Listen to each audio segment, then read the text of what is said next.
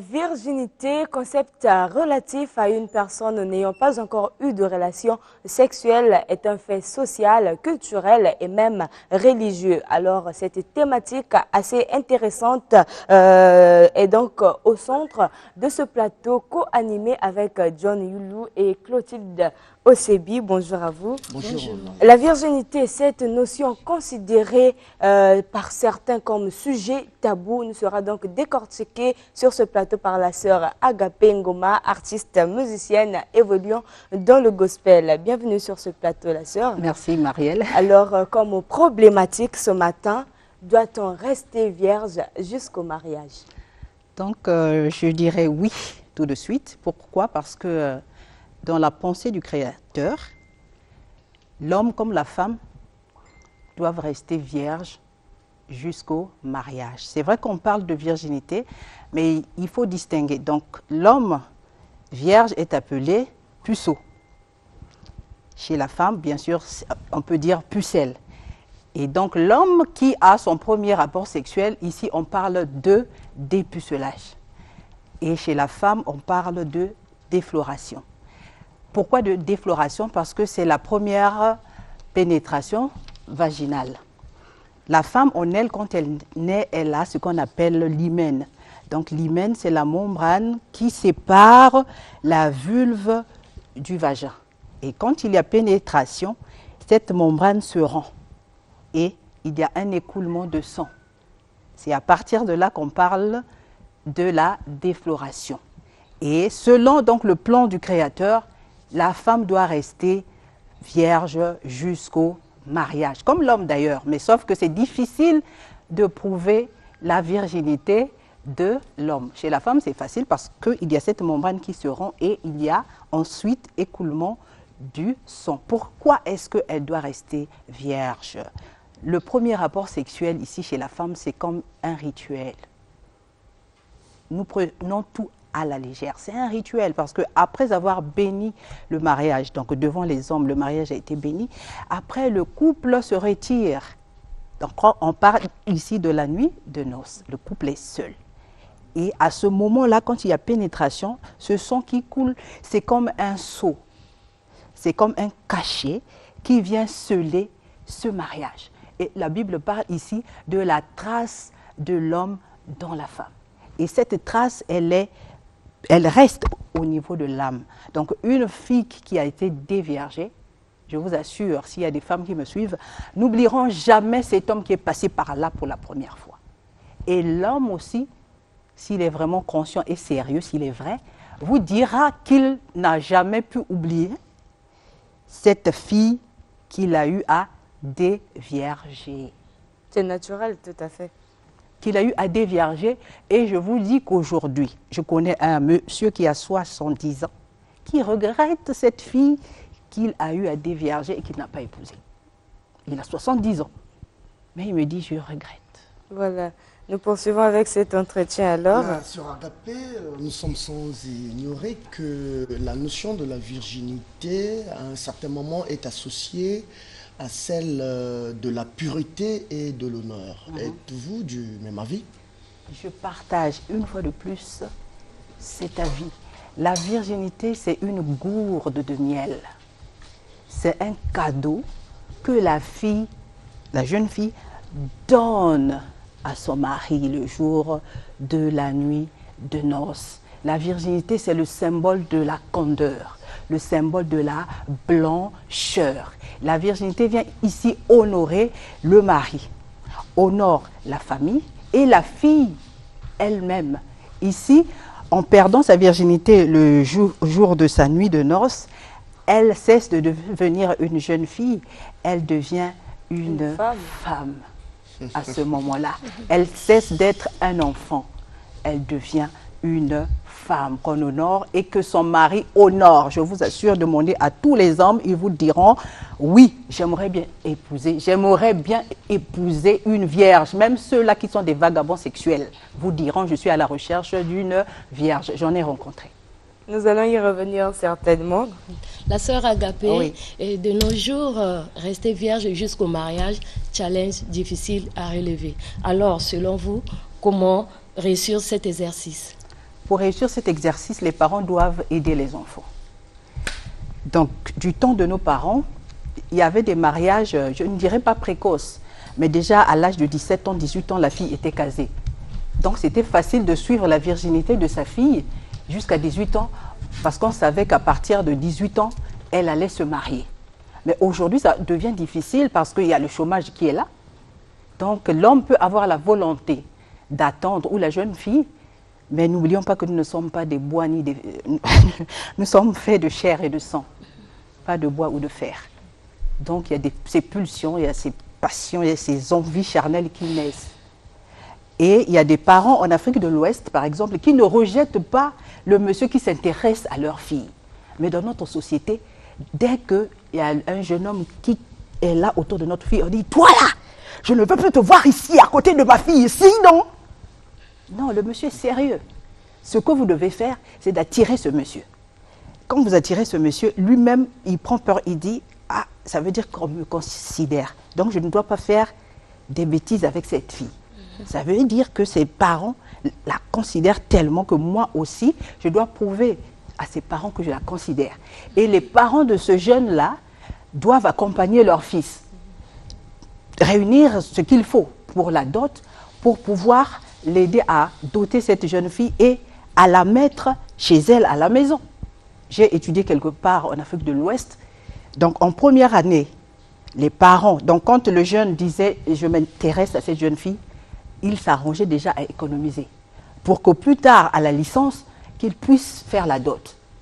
Alors, la sœur Agapé, aujourd'hui, nous allons noter que l'environnement regorge plusieurs influences. Oui. Les jeunes filles ont plusieurs amitiés. Est-ce que lorsqu'on veut garder sa virginité jusqu'au mariage, doit-on se dérouter des filles peut-être déjà des vierges?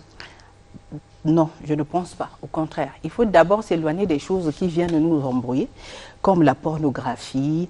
Il y a aussi certaines chansons. Aujourd'hui, on a du mal à écouter certaines chansons devant les enfants. À l'époque, je me souviens, ça,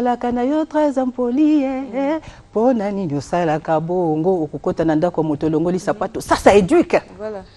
Donc ça, on peut écouter devant les parents. Mais il y a des chansons aujourd'hui, on ne peut même pas les écouter devant les enfants. Donc moi, je suis là en train de surveiller. Non. Quand une fille est déviergée et que vous êtes vierge, accompagnez cette fille. Parce que le fait qu'elle ait été déviergée et abandonnée par celui qui l'a déviergée, psychologiquement, ça ne va pas. Demandez à ces filles, elles vous diront. Ça ne va pas. Mais vous qui êtes vierge, accompagnez-la, encouragez-la pour qu'elle puisse reprendre un peu de la hauteur, de l'assurance et se dire qu'il y a une seconde chance pour moi. Je peux rencontrer un autre monsieur qui ne viendra pas juste pour prendre ma gourde et partir, mais qui viendra pour me donner de la valeur et me mettre aussi dans sa maison le moment venu. Voilà, je rappelle que nous sommes en train de parler de la virginité. Doit-on être vierge jusqu'au mariage? Nous continuons notre entretien avec John Yulu. La sœur Agapé, du point de vue religieux, Oui. est-ce que la prière d'une fille vierge est mieux écoutée par Dieu que celle qui a été déviergée avant le mariage? Dieu écoute la prière de toute personne qui a fait la paix avec Jésus-Christ, qu'on soit vierge ou pas. Donc le fait d'être vierge ne nous donne pas plus d'avantages que... on n'a pas plus d'avantages parce qu'on est vierge et celui ou celle qui n'est pas vierge, Dieu ne l'écoute pas. Non, ce n'est pas ça. Dieu écoute tout le monde. L'essentiel, c'est de reconnaître qu'on a eu à faire une erreur et de prendre la résolution de bien marcher jusqu'au jour de son futur, enfin de son mariage. Et Dieu écoute tout le monde. Voilà. La sœur Agapé, y a-t-il un impact négatif lorsqu'on est déviergé avant le mariage? Oui, il y a un impact vraiment négatif. Aujourd'hui, on rencontre des femmes qui sont aigries, des femmes insoumises, des femmes impolies à cause de l'impact du premier rapport sexuel. L'impact négatif. Surtout si elle s'est préservée et elle s'est dit, bon, je me donne à ce monsieur parce que je sais que demain, il va m'épouser. Mais après, ça ne se passe pas comme ça. La femme, au-dedans d'elle, est blessée. Psychologiquement, elle est atteinte et on ne pourra pas recevoir d'elle les meilleurs fruits de sa vie. Parce que toute sa vie, elle va regretter. Je vous assure, ces filles le regrettent toute leur vie. Et le monsieur qui viendra vers elle aura du fil à retordre. Il faudrait qu'il ait de la patience et beaucoup d'amour pour cette jeune fille, parce qu'il doit aider cette jeune fille à se retrouver, à avoir confiance en elle et à aimer de nouveau. Sinon, ça va être difficile, voire impossible. La sœur Agapé, la frigidité peut-elle être aussi comme impact négatif dû plutôt au fait d'être déviergée avant le mariage? Parce que quand elle s'est donnée pour la première fois, elle s'est ouverte, elle s'est exprimée. Parce qu'elle était en face de la personne qu'elle aimait. Ici, en fait, le rapport sexuel chez la femme, c'est... elle le fait avec amour, avec son cœur. Pas seulement avec le physique. Hein. Chez l'homme, c'est... Il veut vite, voilà. Mais chez la femme, c'est pas ça. Voilà. Donc, elle le fait avec son cœur. Et quand ça ne se passe pas bien, c'est-à-dire que le monsieur l'abandonne, celui qui vient à du fil la retordre, elle ne se donne pas. Voilà, nous avons aussi d'autres questions de la part de nos téléspectateurs disant cette question, peut-on redevenir vierge? C'est impossible. Quand on a perdu sa virginité, c'est fini. C'est vrai qu'aujourd'hui, il y a des techniques. La chirurgie esthétique. Il y a ce qu'on appelle, bon, il y a, disons, il y a un gynécologue obstétricien au Sénégal qui essaie de fabriquer l'hymen. Donc les filles qui ont déjà été déviergées, elles tombent sur des hommes qui disent, moi, à ma femme, je la veux vierge. Et comme elle aime le monsieur, elle veut se marier, elle va consulter ce gynécologue qui introduit dans son vagin comme une petite membrane, un fil en fait, qui se rend donc pendant la pénétration et il y a un petit saignement. Et le monsieur... Et ce secret, les hommes ne le maîtrisent pas. Bon, je vous dis. Donc, quand le monsieur voit ce saignement-là, il se dit « Waouh, je suis tombée sur une vierge ». Non, c'est du mensonge. Oui. Donc, c'est juste pour vous dire une fois de plus que la virginité est importante dans la société. Si elle n'était pas importante, on n'allait pas voir même des médecins truqués, l'hymen, des médecins. Et dans certaines sociétés, d'ailleurs, on encourage les filles à rester vierges en leur donnant des certificats de virginité, ce que l'OMS condamne. Mais moi, je pense que c'est bien de le faire. On est en train de tendre vers la fin de cet entretien. Quelle est donc la place que l'Église accorde aux filles déviergées? Je pense ici que l'Église devrait plutôt encourager les jeunes filles, les entretenir, leur dire que le Seigneur les aime, qu'elles doivent juste faire la paix avec Jésus-Christ et Jésus va les guérir parce que c'est des blessures intérieures qui doivent être guéries. Et on dit que Jésus-Christ, c'est lui qui guérit les cœurs brisés. Donc c'est lui seul qui peut les guérir. Mais je vais plus loin. Je ne m'arrête pas seulement au niveau de l'Église, au niveau de la société. Donc nous avons dans la société des hommes de loi, des parlementaires qui votent des lois. Nous avons le code de la famille. Donc dans le code de la famille, on peut insérer une loi selon laquelle une fille qui reste vierge jusqu'au mariage, au lieu de 50 000 francs de dot, on met à 100 000. Juste pour encourager les jeunes filles à rester vierges. Voilà, trésor qu'on a entre griffes les jambes. Donc, la sœur Agapé, vous savez, cette question soulève assez d'encre et de salive, il faut le souligner. Vous êtes en train de parler de la virginité. Oui. Dites-nous, est-ce que, pour vous titiller, est-ce que vous avez été vierge jusqu'au mariage? Bon, je dirais ceci. J'ai voulu faire le contraire. Dans la Bible, il est dit que quand une fille est déviergée avant le mariage, le monsieur doit l'épouser. Donc, j'ai marché par rapport à cette parole du Seigneur. Mais malheureusement, ça ne s'est pas passé comme j'avais calculé. J'ai tiré à terre. Je me suis mariée en blanc cassé. Donc, vous pouvez imaginer. Mais qu'est-ce que j'ai fait? Quand ça s'est mal passé selon mes plans, j'ai pris la résolution de mettre un cadenas entre mes jambes jusqu'au jour de mon mariage. Donc, quand mon mari est arrivé, je lui ai dit, vous m'aimez vraiment, monsieur? Sérieux? Oui, oui, oui, je veux vous épouser. Donc, on va rester comme ça jusqu'au mariage. Mais je ne suis plus vierge. Donc, vous allez attendre jusqu'à ce qu'on se marie pour que vous puissiez savourer les délices que j'ai. Et c'est ce qui s'est fait. C'est le jour de ma nuit de noces qu'il m'a découverte et je vous assure que c'était très intéressant. La sœur Agapé, la virginité peut-elle stimuler, sinon augmenter le degré d'amour que le mari peut avoir envers sa femme? Oui, parce qu'il va avoir plus confiance en elle. Quand on se marie déviergé, je vous assure, les hommes se posent beaucoup de questions. Hein, les femmes, je vous dis, ils se posent Elle est beaucoup de passée questions. par qui? Oui, est-ce Elle a fait que quoi? même étant avec moi, est-ce qu'elle ne va pas à gauche ou à droite? Parce que l'homme sait que si c'est lui le premier, la femme va toujours tout faire pour rester fidèle jusqu'au bout, jusqu'à la fin du mariage. Mais lorsqu'on est déviergé, il y a beaucoup de questions, il y a le doute qui s'installe et tout. La confiance n'est pas vraiment totale. Autre chose à rajouter? En ce moment-là, la sœur, nous comprenons que vous insistez sur, effectivement, ce qui est tout à fait normal, sur le premier homme. En ce moment-là, disais-je, c'est donc une obligation à cet homme-là d'épouser celle qu'il vient de dévierger. C'est une obligation. Selon la Bible, Dieu, c'est le seul sage. Il sait pourquoi il le dit, parce qu'il connaît l'impact psychologique, l'impact physique, l'impact émotionnel. Donc c'est pour protéger la femme contre tous ces maux-là qu'il demande à l'homme qui a déviergé la fille d'autrui de l'épouser. Donc cessez de dévierger les filles que vous savez que vous n'allez pas épouser, s'il vous plaît, les hommes. La sœur, vous savez bien que nous sommes au 21e siècle. Nombreux aussi ont eu à dévierger les filles d'autrui. Y a-t-il un châtiment? Non, il n'y a pas de châtiment. Surtout lorsqu'on sait qu'on ne les a pas épousées. C'est notre propre conscience qui nous suit. C'est tout.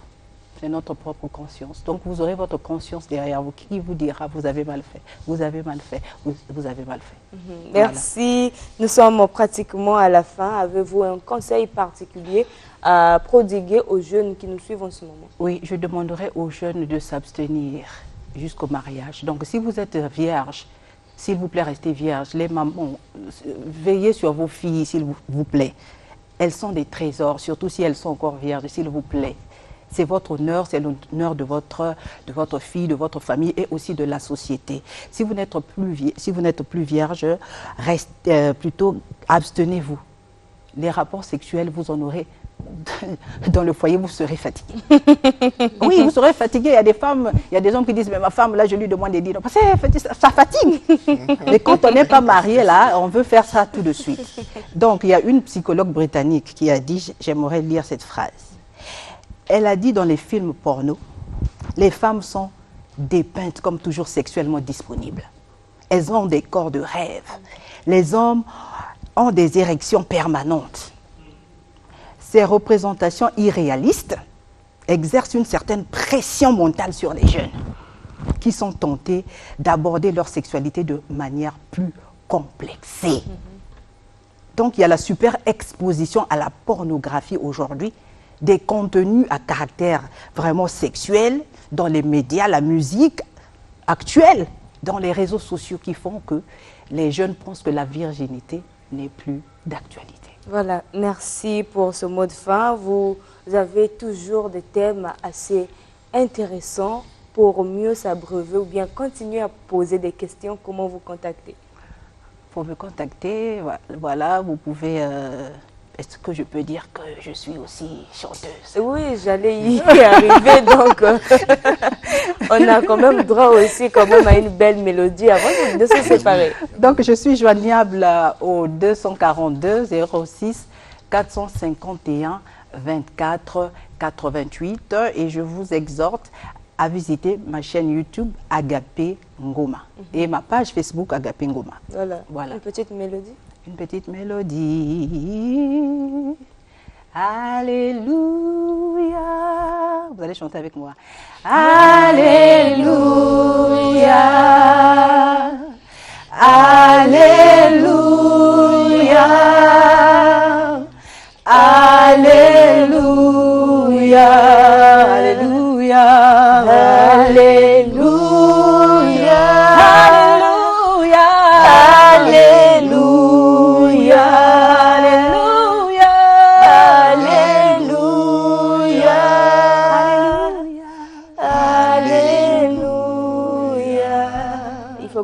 réclamer là. Voilà, merci. Vous avez fait de nous aussi chantre, la sœur Agapé. Merci pour ces éclaircissements. Nous sommes donc à la fin de notre entretien. Merci à John Milou, merci à Clotilde Osebi pour cette participation. Merci à vous, chers téléspectateurs, de nous avoir suivis. Vous comprenez que nous sommes à la fin et donc, puisque vous avez aussi certainement des sujets à nous proposer, n'hésitez pas de le faire simplement à travers les numéros affichés au bas de vos écrans. Portez-vous bien. D'ici là, on se retrouve très prochainement pour une autre thématique assez intéressante. Je veux me reposer. Ici-bas, il y a la souffrance. Là-bas, ça sera la joie. Aux côtés de l'époux parfait, celui qui a troublé mon âme, celui qui a changé ma vie, le seul en qui j'ai vraiment confiance, Jésus-Christ, le roi des rois.